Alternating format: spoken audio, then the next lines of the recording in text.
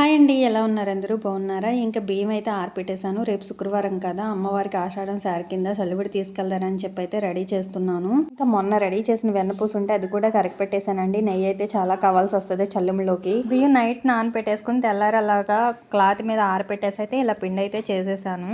ఇంకా stove వెలిగించేసి pan పెట్టేసి మినపగుళ్ళు అయితే వేయించేస్తున్నాను అనమాట. మినపగుళ్ళు ఎందుకు అనుకుంటున్నారా? చల్లుడికి కొంచెం శనగపిండి అయితే వేస్తారండి. చాలా టేస్టీగా బాగుంటుంది అనమాట. అందుకని చెప్పి మినపగుళ్ళు కూడా వేయించేసి పిండి పడతారని చెప్పి రెడీ చేస్తున్నాను. ఈ వేయించడం అయిపోయాక కొబ్బరి ముక్కలు చిన్న చిన్నగా ముక్కలుగా కట్ చేసి పక్కన పెట్టేసుకున్నాయి కూడా నెయ్యిలో వేయించేస్తున్నానండి. ఇంకా అవి కూడా వేగిపోయాక జీడిపప్పు కూడా వేయించేసి పక్కన పెట్టేసుకున్నాను. ఇంకా ఇక్కడ కనిపిస్తుంది కదా, మినపగుళ్ళు వేయించేసేసి పిండి పట్టేసి అలా జల్లుడు పట్టేసాను కొంచెం. ఇంకా వేయించిన కొబ్బరి ముక్కలు, జీడిపప్పు, సున్నిపిండి రెడీ అయిపోయింది అనమాట. పాకం పట్టడం అయితే మనకు రాదండి. ఇవంతా చేశాను కానీ పాకం పట్టడానికి అయితే ఆంటీని అయితే పిలిచేసాను అనమాట. ఆంటీ గారు వచ్చేసి పాకం పట్టి చల్లువుడైతే చేసేసారనమాట. నూనె అయితే చాలా పట్టిద్ది చూసారా. పైన గసగసాలు జీడిపప్పుతో డెకరేషన్ చేశారు. చాలా బాగుంది. ఈ వీడియో నచ్చితే లైక్ చేయండి, షేర్ చేయండి, కామెంట్ చేయండి. ప్లీజ్ సపోర్ట్ చేయండి గాయస్.